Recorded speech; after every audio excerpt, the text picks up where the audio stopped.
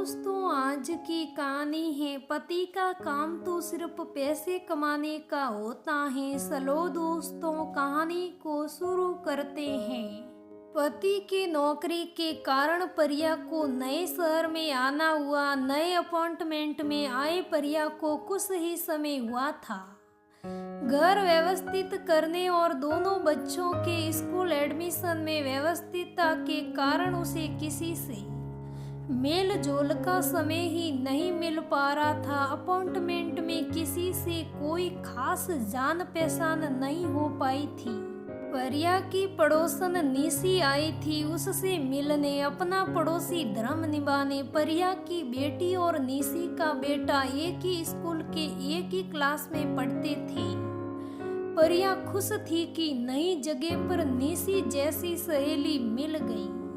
परिया का सारा दिन घर और घर की व्यवस्थित करने, रसोई के काम, बच्चों की पढ़ाई लिखाई में निकल जाता था। थोड़ा समय मिलता तो वह टीवी देखने या फालतू में गप्पे मारने की जगह अपनी फिजिकल हेल्थ पर ध्यान देती। निशी अपने बच्चों को ट्यूशन क्लासेस भेजकर गप्पे मारने के उद्देश्य से परिया के घर आ जाती। शुरू में तो परिया ने संकोचवश कुछ नहीं कहा, लेकिन फिर उसने निशी से कह ही दिया कि निशी, ये समय मेरे बच्चों को पढ़ाने का है, फिर बात करेंगे। तुम बच्चों को ट्यूशन क्लासेस क्यों नहीं भेज देती, मेरी तरह फिर फ्री हो जाओगी। निशी ने कहा, तो बच्चों को पढ़ाने से हमारी शिक्षा का सदुपयोग होता है, पैसे की भी बचत होती है, बच्चों के आने जाने का समय बचता है। परिया ने आत्मविश्वास के साथ कहा। निशी को वापस अपने घर जाना पड़ा। एक दिन परिया को घर का जरूरी सामान लेने बाजार जाना था। उसने निशी से कहा, यहाँ के मार्केट की ज्यादा जानकारी नहीं है, क्या तुम मेरे साथ चलोगी? हाँ, मुझे भी कुछ शॉपिंग करनी है, लेकिन मेरे पति मुझे ज्यादा पैसे नहीं देते हैं, ना ही मेरा एटीएम कार्ड बनवाया है, बात बात पर गुस्सा भी करती हैं। तुम्हारे साथ चलूंगी पर शॉपिंग नहीं कर पाऊंगी। निशी ने दुखी होकर कहा, अरे मेरा एटीएम कार्ड है ना, तुम अपनी जरूरत का सामान खरीद सकती हो, पैसे बाद में भी कभी लौटा देना। परिया ने कहा। दोनों बाजार जाती हैं। परिया ने जरूरत का कुछ सामान खरीदा। निशी ने बेवजह की काफी खरीदारी कर ली।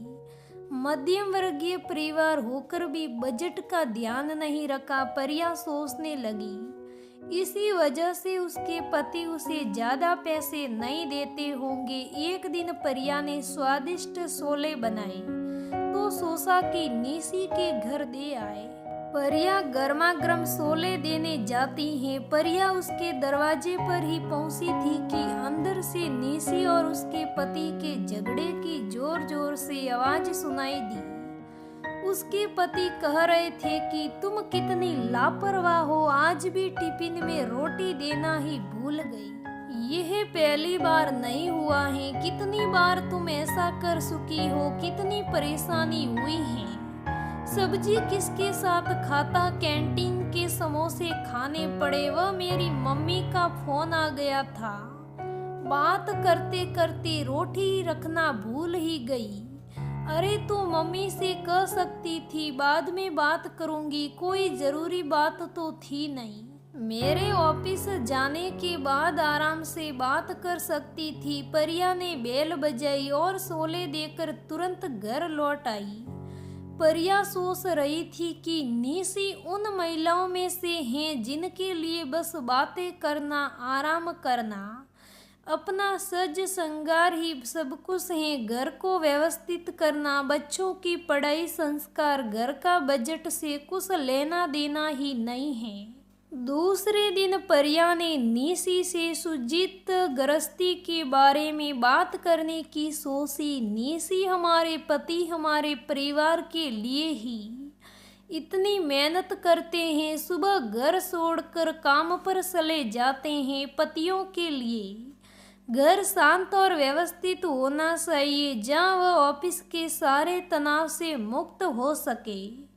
घर और बच्चे अगर अव्यवस्थित हो तो सुकून और शांति कैसे मिल सकती हैं। हम पत्नियों में पति की सीमित आय में घर चलाने का हुनर होना चाहिए। हर काम ठीक समय पर होना चाहिए और हर काम के लिए समय होना चाहिए। जरूरत से ज़्यादा टीवी और फोन पर रहने के कारण हमारा काम सही से नहीं हो पाता है। इसी बात का हमें ध्यान रखना चाहिए। बेवजह की गप्पे मारने से अच्छा है हम अपने स्वास्थ्य के ऊपर ध्यान दें। हम अगर स्वस्थ रहेंगे तो अपने परिवार का ध्यान अच्छी तरह से रख सकते हैं। परिया ने निशी को समझाते हुए कहा, तुमने बिल्कुल ठीक कहा है, अब मैं तुम्हारी बातों पर अमल करूंगी। निशी मुस्कुराते हुए बोली।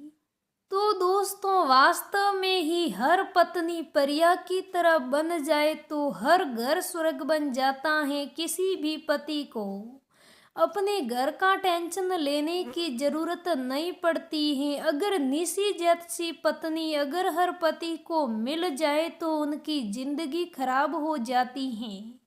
एक तो बेचारे हर रोज काम करते हैं और घर आकर भी उन्हें ऐसे तनाव से झेलने पड़ते हैं। तो दोस्तों, हमारा पत्नी धर्म होता है कि हम अपने पति की हेल्प करें, सहयोग करें और अपने घर खर्च को लिमिट से यूज़ करें। इजुल फिजूल के खर्च से बिल्कुल भी ना करें। तो दोस्तों, ये आज की कहानी कैसी लगी मुझे कमेंट करके ज़रूर बताना। अगर कहानी अच्छी लगे तो लाइक करना, शेयर करना, मेरे चैनल को सब्सक्राइब करना। धन्यवाद दोस्तों, हम फिर मिलेंगे अगली कहानी में। तब तक बने रहे हमारे साथ।